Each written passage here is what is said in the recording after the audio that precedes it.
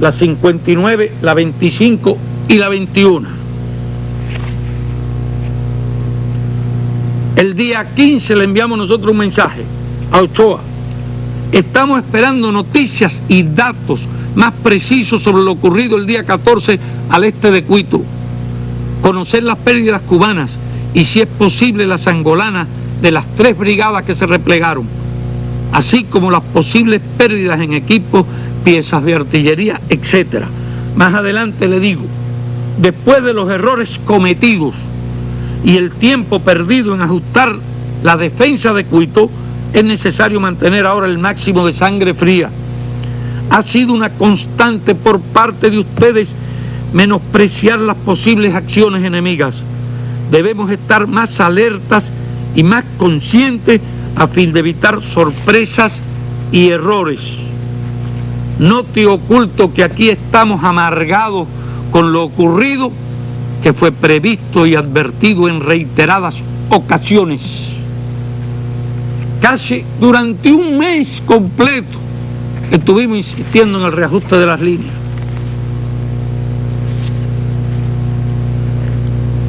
Lo que ocurre obliga desde luego a producir un reajuste. El día 20 le envío otro mensaje en que le pregunto: no se nos ha respondido una palabra a 2 preguntas importantes. ¿Cuántos tanques hay en condiciones de moverse al este del río? ¿Cuántos tanques angolanos en buen estado hay al oeste?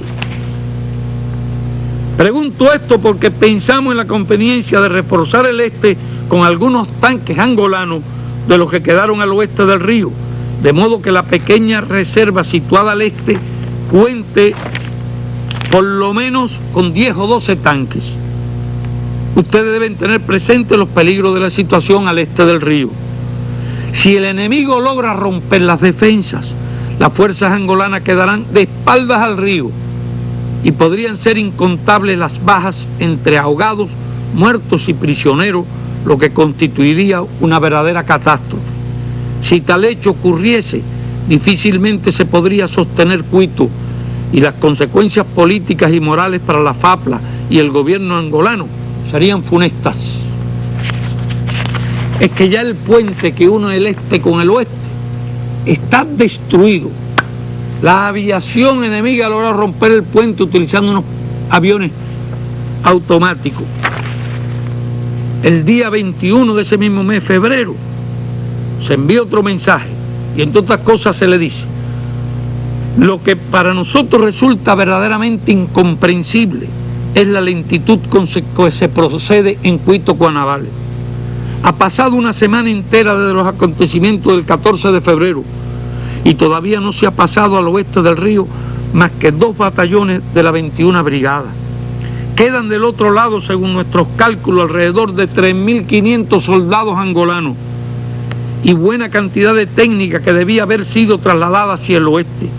Lo peor de todo es que, según las noticias recibidas hoy, el puente está totalmente inutilizado, con varias secciones diferentes destruidas, y existe una carencia casi total de medios de cruce.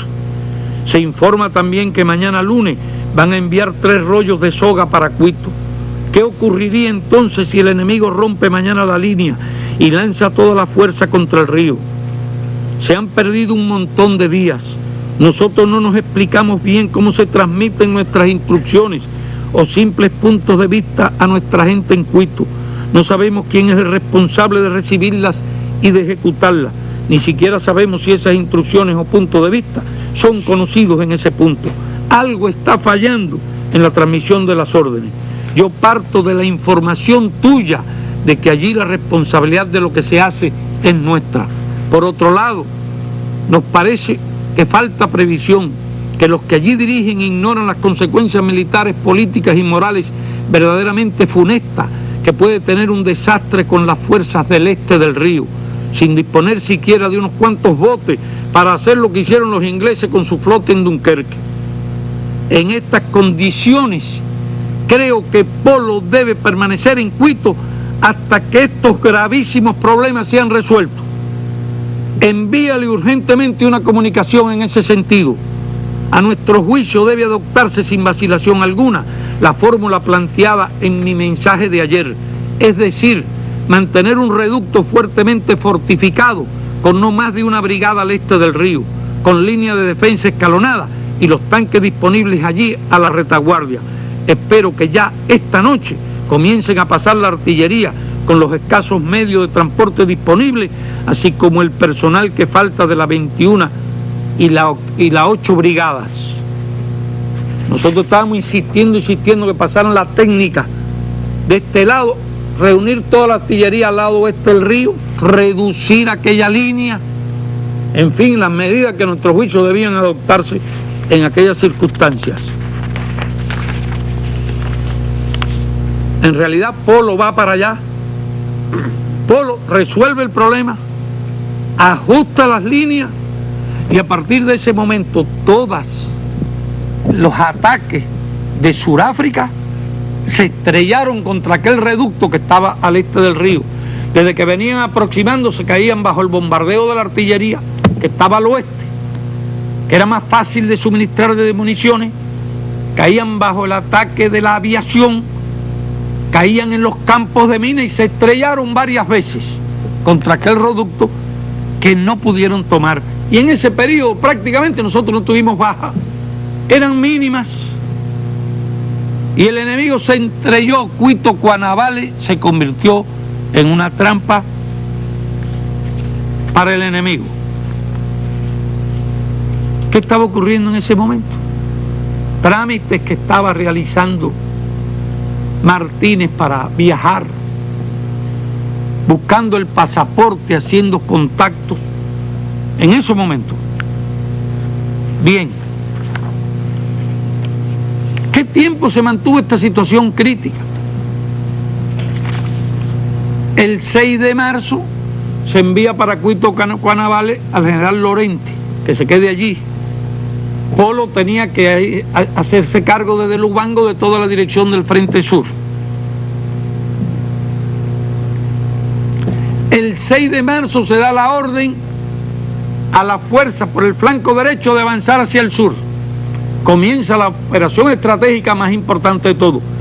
Mientras el enemigo atacaba en Cuito, debo decir además que todos estos pasos que se dan allá en Cuito se dan bajo el constante bombardeo de la artillería de largo alcance surafricana que en los meses que estuvo asediando Cuito disparó decenas de miles de proyectiles sobre esa localidad.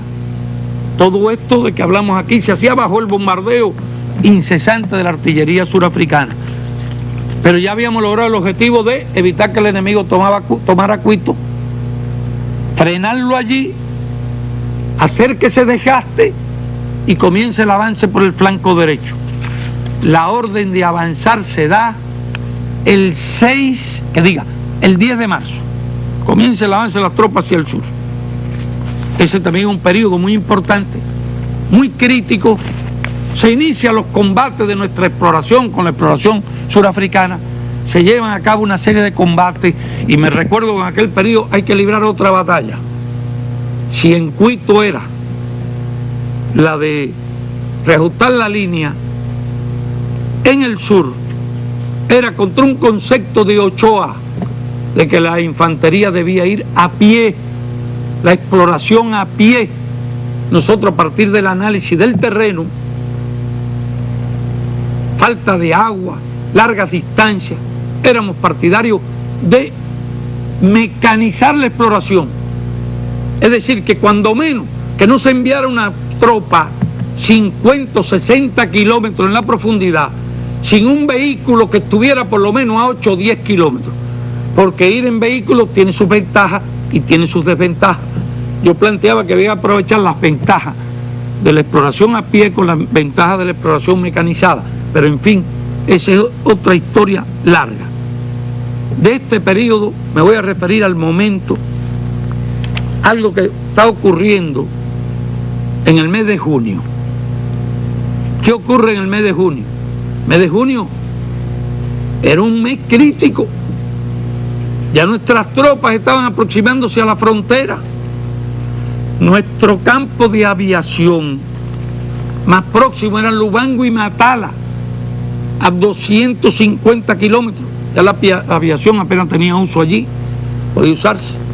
Fue cuando entonces nosotros el 22 de marzo empezamos a hacer los esfuerzos por construir el aeropuerto de Cuito-Cuanabal, de Cuito no, de Caama.